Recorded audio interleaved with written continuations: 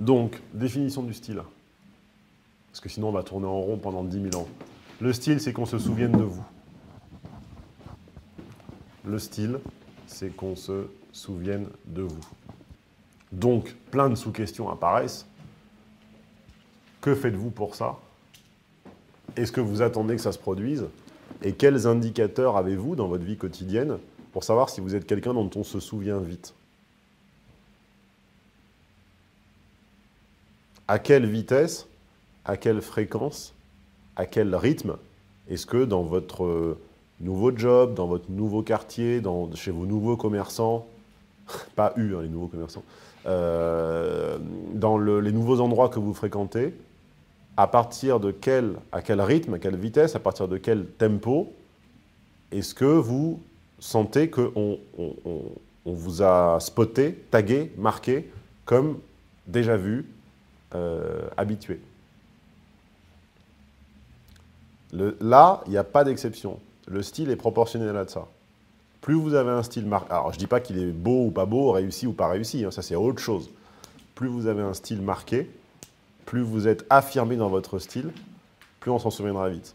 Donc pour l'instant, ça c'est ma définition du style. Le style peut être très moche. Vous pouvez avoir un style complètement pourri. Si on se souvient, la vitesse à laquelle on se souvient de vous versus la vitesse à laquelle on se souvient d'une personne lambda, c'est votre marqueur. Et c'est à partir de maintenant notre marqueur. Pourquoi? Parce que c'est quantitatif. Ce n'est pas subjectivement flou. C'est quantitatif.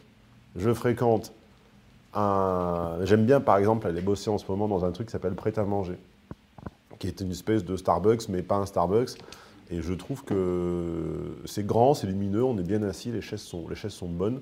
Vous pouvez rester le temps que vous voulez, on ne va jamais vous faire chier. Les produits sont d'assez bonne qualité, un peu riches, mais d'assez bonne qualité. C'est pas extrêmement cher et c'est encore, comme c'est nouveau, relativement propre. Il n'y a pas ce côté cradingue des Starbucks, mais surtout, il n'y a pas les fauteuils où on se vautre. Chez Starbucks, il y a un côté trop vautré qui m'agace. J'ai commencé à le fréquenter. Alors vous allez me dire, mon critère, il est un peu chelou et il fait un peu égocentrique. On s'en fout, peut-être que mon critère est égocentrique, mais au moins il est quantitatif. Et dans une notion du beau, de l'artistique, des couleurs, où rien n'est quantitatif, quand vous avez des critères quantitatifs, aimez-les, appréciez-les. Je le fréquente depuis, mettons, 2 mois. J'ai dû y aller une dizaine de fois, à peu près en 2 mois. La dernière fois, le serveur, alors qui pourtant, très drôle, n'avait alors rien du tout, ni de stylé, ni même de particulièrement... qui me semblait pas être quelqu'un avec qui j'aurais pu avoir une connivence ou une connexion particulièrement forte, qui me semblait un petit peu wesh, voilà, un serveur bien wesh, me dit ah ben aujourd'hui je vous offre le macchiato. Alors moi je pensais qu'il y avait une espèce de règle qui disait au bout de temps, etc. Donc je lui demande ah ben il faut que je coche un truc ou quoi. Il me dit non mais je vous ai vu venir souvent avec le petit truc de wesh qu'il faut pas faire mais que tu fais plus. Petit clin d'œil comme ça. Ouais, je vous ai vu venir souvent, etc. Vous êtes un habitué, ça me fait plaisir. Ça, ok, c'est égocentrique. Ok, il n'y a pas de glorification à tirer de cette fait offrir un macchiato à 2,30 € ou 1,90 €. D'accord, mais c'est le principe. Ça quantifie en combien de temps on se souvient de vous. Ça quantifie en combien de temps on se souvient de vous. Et ça, c'est précieux. Tout ce qui quantifie la vitesse à laquelle vous marquez les gens, considérez que ça vous donne un énorme indicateur sur votre style. Après, que votre style soit réussi ou pas, qu'il vous corresponde ou pas, on le verra ensemble tout à l'heure. Mais au moins, vous avez un indice quantitatif. Deuxième définition, la bonne adresse, la fameuse bonne adresse, le bon tuyau. Donne-moi des bons tuyaux, donne-moi des bonnes adresses. Je vais où, je vais où, je vais où? Cette question n'a aucun sens. Pourquoi? On va faire, avant la petite pause, une petite micro-séance d'économie de la mode vue par l'angle de ce qu'on appelle les distributeurs. Parce qu'une boutique, c'est un distributeur. Quel est le parcours du vêtement avant d'arriver dans ce que vous appelez une bonne adresse? Tant que vous n'avez pas compris ça, vous allez continuer à chercher la bonne adresse, ce qui n'a aucun sens. D'abord, il est imaginé au niveau du concept, il est dessiné. Bah, le concept, c'est un grand mot. On va dire qu'il est dessiné. Voilà. Ensuite, il est mis en production avec, j'imagine, ça va dépendre des boutiques, mais une production qui va être centralisée. Ensuite, distribuée dans les Attends, différentes offices. Répartie dans les différentes offices. Remonte, tonton. Qu'est-ce qui se passe une fois que le truc existe, physiquement? On lui attribue un prix? Non, Peut-être fait avant? pas encore.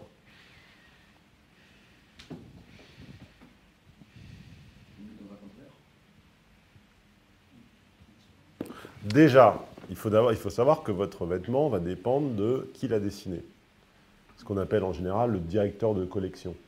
Qui est en général, dans les grandes maisons, un grand nom, et dans les maisons plus anonymes, c'est des équipes. Donc il n'y a pas vraiment une personne, on ne la connaît pas. Ces gens changent. C'est-à-dire que c'est pas parce que un vêtement de la même marque a 5 ans d'écart, 3 ans d'écart, 2 ans d'écart ou 1 an d'écart, n'a pas été fait par la même personne. Il faut que vous l'ayez à l'esprit. Deuxièmement, les vêtements ne sont pas toujours fabriqués au même endroit, pour des raisons de matière, de savoir-faire et de coût. Troisièmement, entre la fabrication du vêtement et le moment où il arrive en boutique, il y a ce qu'on appelle les acheteurs, qui sont en général des acheteuses avec beaucoup de F. Et ces gens, donc, qui sont l'intermédiaire entre la boutique et la marque, décident, font des prévisions, font des paris et visitent donc ce qu'on appelle les showrooms. Les showrooms, vous ne les connaissez pas, vous ne les voyez pas, ils sont dans Paris et ailleurs. Et ils disent, voilà, sur la collection de l'année prochaine, pas de la saison prochaine, de l'année prochaine, plus 1 an, pas plus 6 mois, que je vois là, je parie, donc imaginons qu'ils voient le porte-manteau que vous voyez derrière nous, et ben moi, acheteur, je parie que l'année prochaine, je vendrai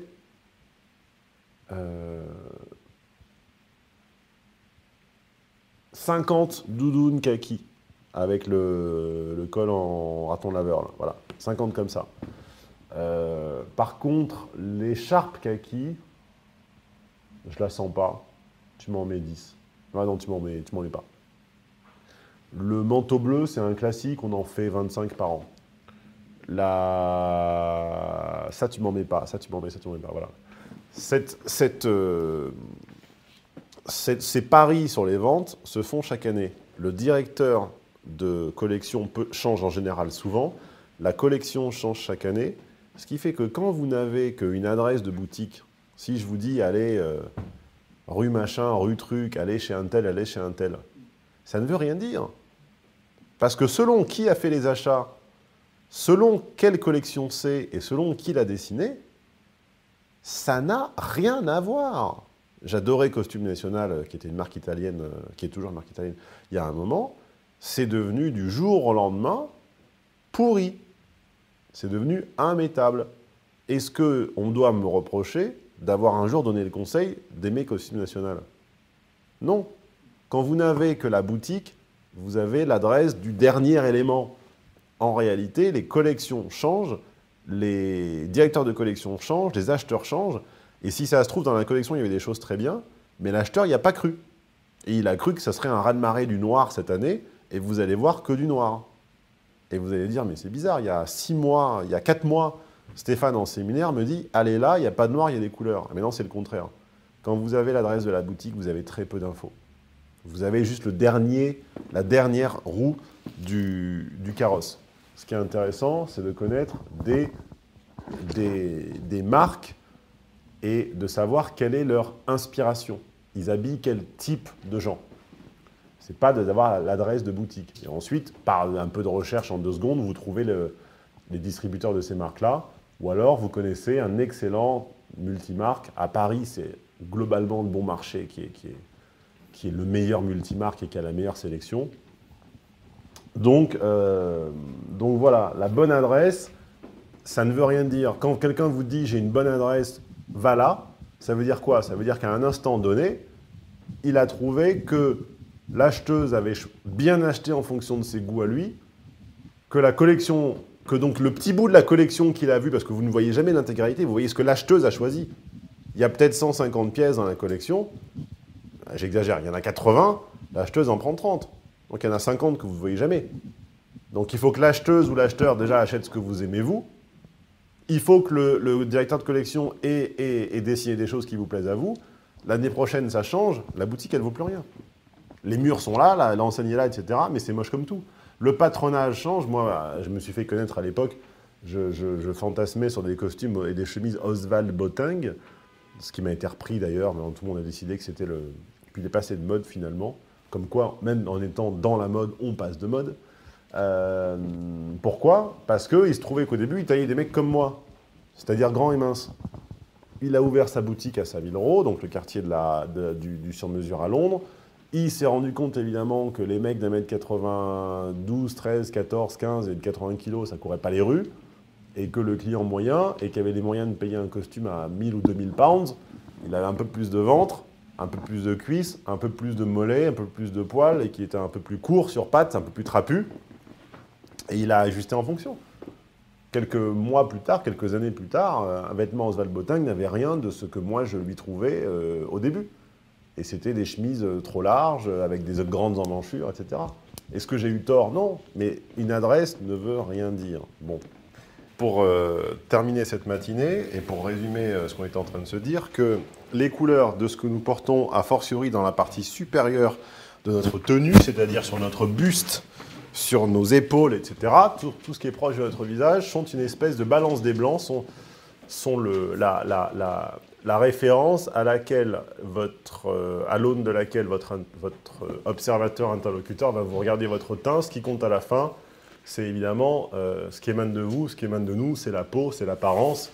Le vêtement est une aide, est un indicateur, un phare, une lumière, un spot pour projeter, dégager quelque chose. Le vêtement n'a pas de valeur en soi, puisque les femmes ne sont pas dans l'attirance animale, physique, à part dans une certaine classe sociale qui va être en général la plus défavorisée, où le gros mec bodybuildé en t-shirt blanc moulant, ça va vaguement exciter un truc chez elles, mais globalement, à cette petite exception près, elles ne sont pas dans une attirance de l'alchimie corps-vêtement.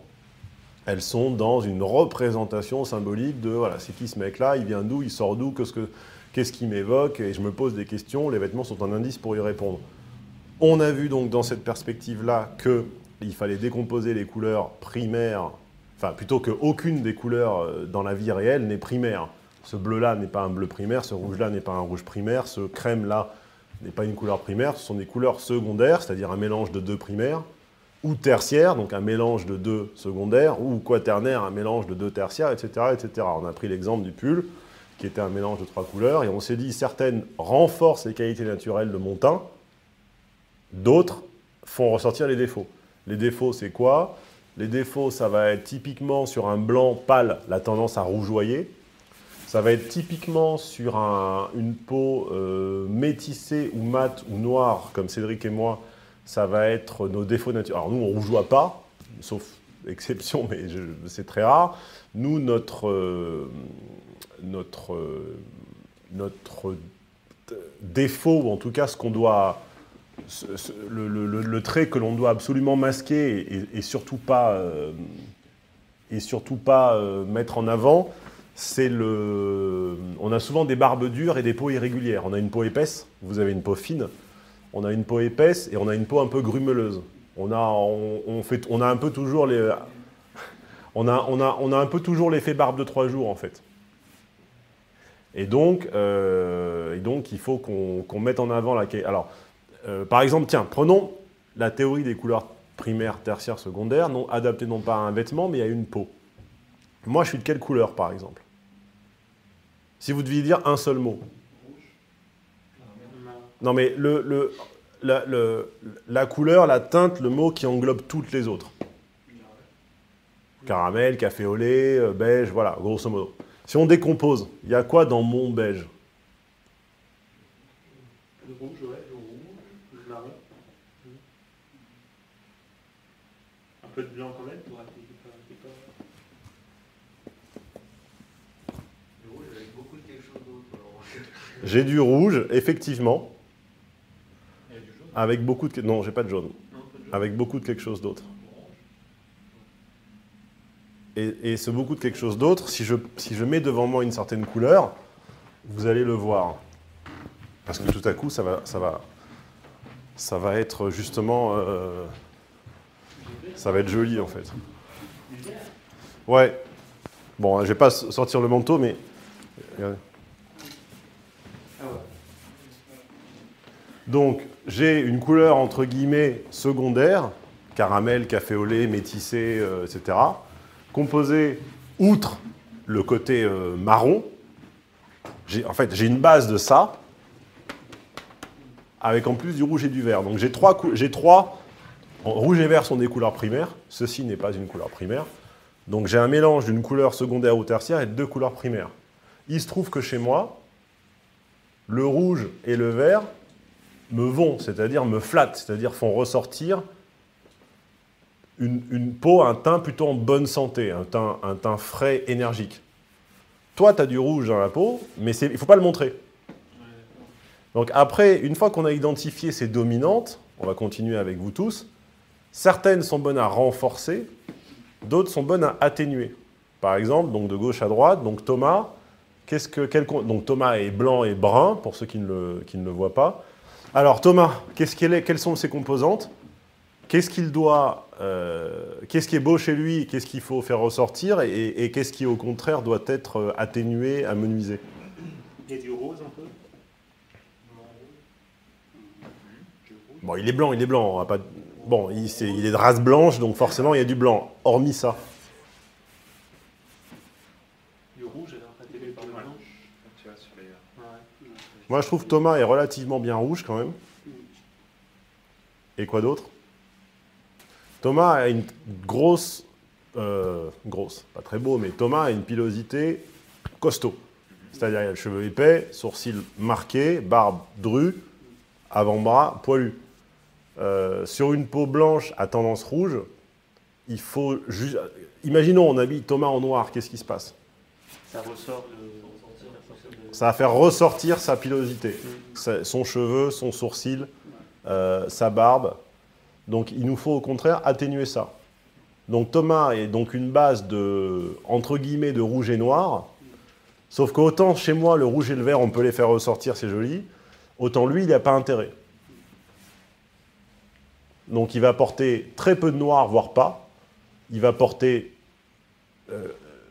aucune ou très très peu de combinaisons qui vont contenir du rouge. Et je ne sais plus ce qu'on a acheté en relooking, mais à la louche, on a acheté quelle couleur? Ça, du bleu. On n'a pas acheté que deux trucs. Non, alors en pantalon, on a acheté du bleu, du beige. Alors, Souvenez-vous que le beige aime le bleu aime le beige, on l'a dit ce matin. voilà.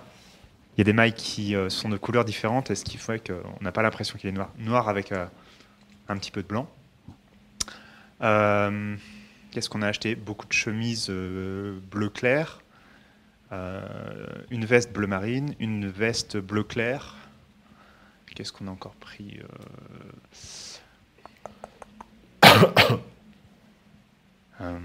Bon, bref, rien dans les deux pièges qu'on a évoqués. Ouais, tout à fait. Ok. Ton voisin? Tu veux prendre la photo? Ouais. Mais Stéphane, Ouais. est-ce que ça repart pas... Enfin, est-ce que c'est pas un peu ce que j'avais lu une fois, c'est la théorie des 4 saisons? Enfin, beaucoup plus évoluée quand même. C'est-à-dire? Il y a une théorie sur le style ou je sais plus quoi qui dit que chaque personne a une saison. L'été et l'hiver, c'est des couleurs Ouais, froides. j'y connais rien, j'y comprends rien à cette théorie. J'ai Oui, déjà c'est ça, vaguement oui, entendu, c'est mais ça. ça fait un peu bonne femme. Oui, pour le coup. Mais, Donc, pour résumer, Michael, t'as un teint porcelaine. C'est-à-dire que si tu as une sœur, elle doit être très jolie et il faut qu'elle cultive ce teint-là. C'est-à-dire qu'elle va... Tu serais une fille. Je t'habillerais par contraste pour faire ressortir cette pâleur. Pourquoi? Parce que la pâleur chez une fille, ça anime le côté fragile, etc. Machin. T'es un homme, donc le but c'est le contraire. Donc là, sous pull ou t-shirt noir, sur pull ou gilet ou peu importe comment on l'appelle, aubergine, pantalon noir, chaussures grises. Combo maléfique. Bah, disons que tu refais sortir des trucs chez toi qui sont pas extrêmement à ton avantage, en fait. Ouais, d'accord. Tu vas faire sortir un petit côté gothique, alors soit c'est voulu Non. et tant mieux. En plus, la chaîne, elle est évidemment argent, enfin elle est métallique, couleur froide. T'as l'air vraiment caché d'aspirine, quoi. Ouais. Alors sur une fille, on fait ça, on met une touche de rouge à lèvres, hop, tout à coup c'est une poupée, qu'est-ce qu'elle est mimi. Mais nous, on n'est pas censé évoquer ça, tu vois. Ouais, d'accord. Le relooking, c'était ça. Enfin, le relooking que tu viens. Le relooking que tu viens de poster sur le forum, c'était à peu près ça. Une fille teint très pâle, avec une tenue noire, un rouge Et à qui lèvres. mettait avant des couleurs chaudes. Ouais, exact. Son avant était tout chaud. Manteau couleur un peu kaki châtaigne, pantalon, je sais plus, gris ou marron, chaussures marron ou noir, le dessous était aubergine, exactement comme ça. Enfin, un peu plus, non, un peu plus... Enfin, en gros, c'était 80% chaud. Et en réalité... Elle faisait moins pâle sur la première photo, d'ailleurs, sur l'avant. C'est clair. Oui, bah, on va elle est là de toute façon, donc hop, on va le voir tout de suite. Et on va voir que j'ai pas du tout cherché le même effet que chez un homme, et que au contraire, j'ai cherché à la faire ressortir la pâleur et la fragilité. Et le, tu vois, bah, parce que voilà, quoi. Je sais pas si c'est la même. Bah, évidemment. Donc souvenez-vous l'avant. C'est quasiment tout chaud, et on a l'impression qu'elle a une petite peau ambrée. Ambrée voulant pas dire bronzée, mais voulant dire quand même café au lait, avec beaucoup de lait, mais quand même un peu de café. On enlève tout ça. Il y a zéro maquillage, il n'y a rien. On n'est pas allé chez le coiffeur, on n'a rien touché. Et hop. C'est clair, ça n'a rien à voir. Et tout à coup, elle est blanche. Sauf que ça, c'est beau chez une femme. Ouais. Chez un homme, c'est le contraire. Et toi, tu es en train de faire ça, en fait. Ouais, mais je vois, effectivement, ça accentue. Donc, moi, je devrais porter des couleurs chaudes, en fait. Bah, exactement. Ouais. Mais en même temps, je suis assez content parce que j'avais l'impression d'être archi nul en relooking de femme. En réalité, c'est pas que j'étais archi nul, c'est que j'en avais fait que 3 et que les 3, deux sur les 3 étaient inhabillables. Horribles, inhabillables, 80 kilos, etc. Donc là, quand tu me donnes une personne fichue normalement, je sais faire aussi. Alors, Benjamin, qu'est-ce qu'il... Oui, Une Thomas. petite question juste avant, parce que moi, en été, j'ai un teint qui bronze vraiment beaucoup.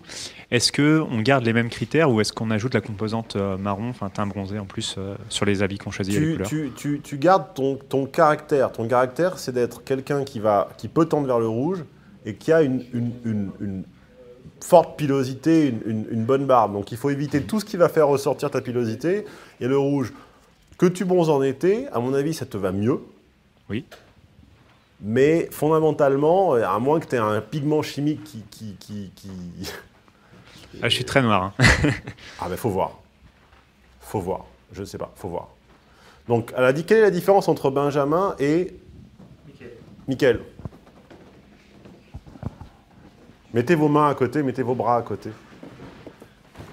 Ah oui, il est vachement plus blanc que toi. Ouais, il a du rouge. Benjamin a du rouge. C'est bon. Vas-y, mets ta main, Thomas, aussi. Mettez toutes vos mains à côté. Voilà, c'est une pub. La confrérie Spike Séduction, tu sais. Le Seigneur des Anneaux. Donc je vous montre quand même que, regardez, ah bon, à part la main noire, mais sinon vous pensez que vous êtes tous blancs, vous n'avez pas du tout la même couleur en fait. Il n'y a pas un blanc qui a la même couleur, et nous en relooking on le voit tout de suite. C'est pour ça qu'on vous... On vous emmène vers des teintes. Donc comment il est Benjamin par rapport à Mickaël? Bon, on va aller vite, on va pas y passer grosso modo. Il y a du rouge. Non mais globalement. Un peu de jaune. Il est plus. Moi je trouve qu'ils ont la même dose de rouge, sauf que Benjamin est vachement plus beige. Il est vachement plus crème, un peu plus jaune, un peu plus orangé. Du coup le rouge ressort moins. Et du coup, il est un peu sable, voilà, sable, c'est le mot que j'ai cherché. Benjamin est un peu plus sable et un peu plus porcelaine. Apprenez à définir les couleurs par autre chose que des couleurs. Exemple, hop, on reprend la bonne vieille méthode des exemples. Apprenez à définir les couleurs par autre chose que les couleurs, c'est-à-dire exactement tout ce que vous voulez. Vous avez un champ lexical qui doit être quasiment illimité pour les couleurs. Vous ne devez pas adopter un champ lexical. Donc là, vous voyez par exemple le premier gris, champignon. Barque, je ne sais pas ce que c'est. Écorce. Terre. Ciel ombragé. Enfin, ciel d'orage. Mer profonde. Limestone, je ne sais plus ce que c'est. Sable. Pierre Ponce. Ferne, je ne sais plus ce que c'est. Olive. Moi, je suis olive. Moi, j'ai de l'olive. Ferne, je crois que c'est la fougère. Voilà. Et Ça, c'est du gris. non, c'est un nuancier de. C'est des couleurs avec d'autres noms. C'est un nuancier de vert, de beige, de bleu, de.